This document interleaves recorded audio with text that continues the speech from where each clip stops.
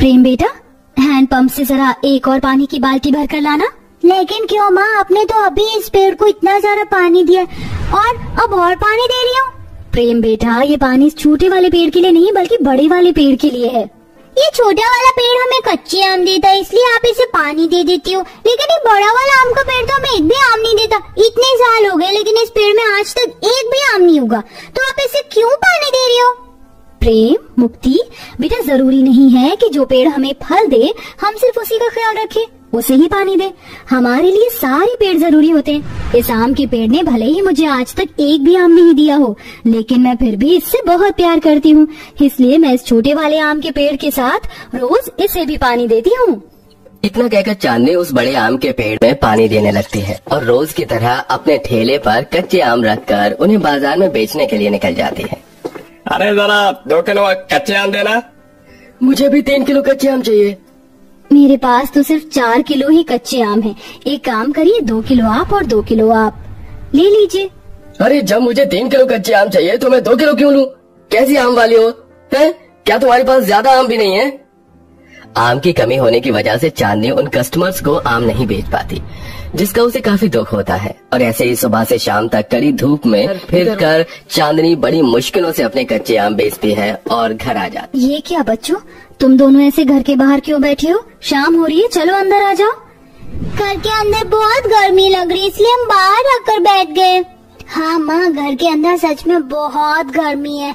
माँ तुम हमारे लिए ठंडा ठंडा आम पन्ना क्यों नहीं बनाती? पता है हमारे सभी दोस्त रोज आम पन्ना पीते हैं।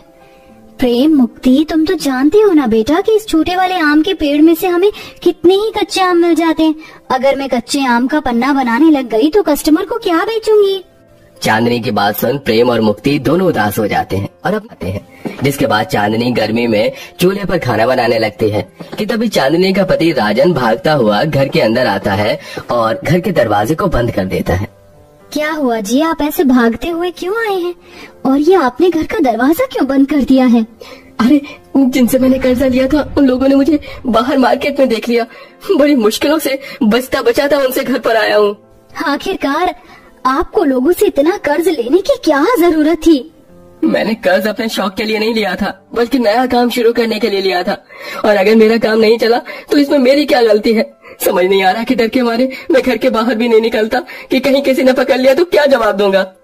राजन की बात सुन चांदनी की परेशानी और बढ़ जाती है। सारा परिवार जैसे तैसे करके खाना खाता है और सो जाता है, लेकिन गर्मी के मौसम की वजह से किसी को भी ठीक से नींद नहीं आ रही होती है। अब इस गर्मी में सोया नहीं जाता, इस पंखे को ठीक करवा लो ना माँ। अपनी बेटी की बातों को सुनकर चांदनी को रात भर ठीक से नींद नहीं आ पाती। बहू, पेट में दर्द हो रहा है।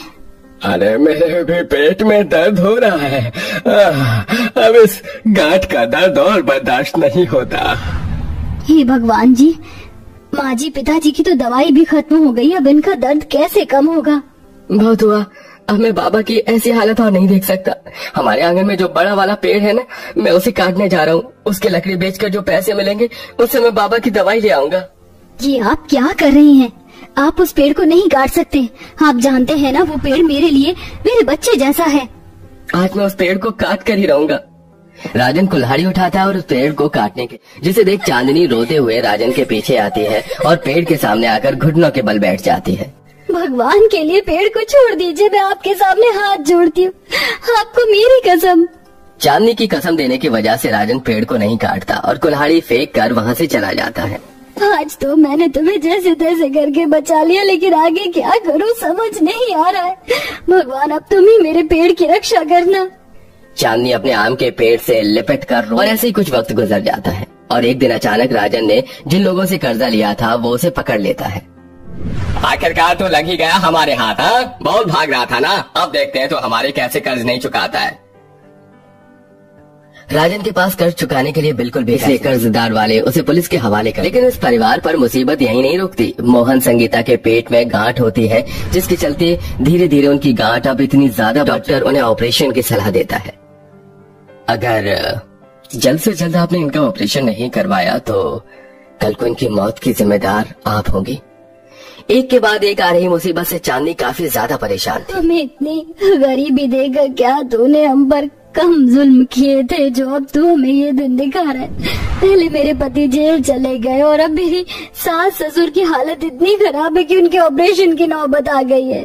अगर मैंने जल्द से जल्द इनका ऑपरेशन नहीं करवाया तो उनकी जान को खतरा है। मैं क्या करूं, मुझे कुछ समझ नहीं आ रहा है।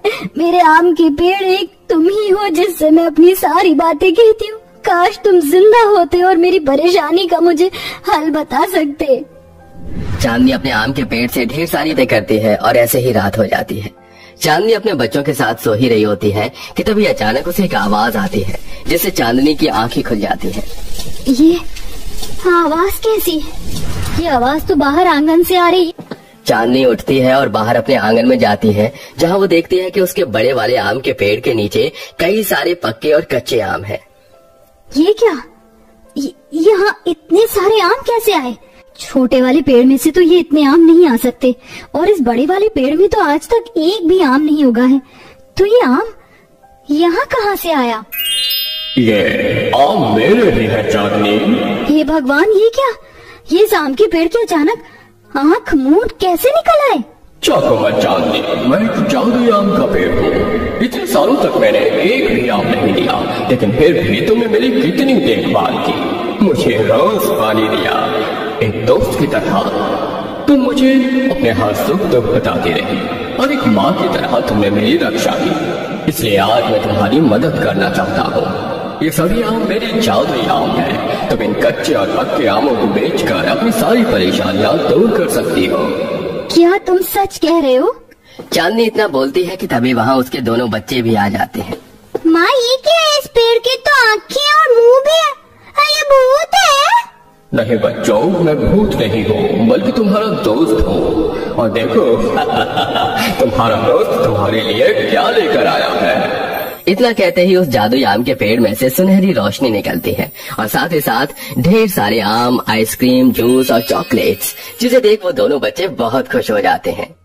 चांदनी, मैं तुम्हें जादुई आम देने के साथ साथ हर वो एक चीज दे सकता हूँ जिसकी तुम्हें जरूरत है। तुम जो चाहे मुझसे मांग सकते हो। तो क्या आप हमें पंखा दे सकते हैं? हमारे घर में पंखा नहीं है, हमें बहुत गर्मी लगती है। प्रेम के इतना बोलते ही उस जादुई आम के पेड़ में से एक बड़ा सा टेबल फैन आता है, जिसे देख तीनों ही बहुत खुश होते हैं।